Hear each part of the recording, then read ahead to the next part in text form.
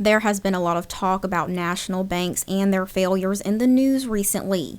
But do people actually know the reasoning behind the failures? The president and CEO of the Alabama Bankers Association says the national banks were investing in a lot of startup tech companies. That bank had a lot of eggs in one basket, frankly. A lot of the companies and the people that it did business with were in one segment of an industry. The current bank fallout is being compared to the 2008 financial crisis. However, Associate Professor of Economics at Troy University, John Dove, believes it's too early to jump to that conclusion. At least as of right now, there don't seem to be any strong indications that this is something that is, systemic within the banking industry itself.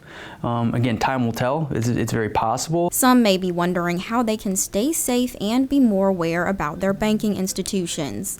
Latham says that Alabamians have nothing to worry about, but all they have to do is simply ask questions and find resources. So questions of bankers important. Resources at the FDIC are important.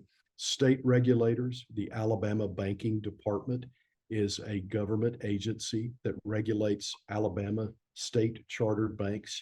They are an excellent resource for information. Another question that seems to come up is if Alabama banks will ever get to the point the national failed banks have.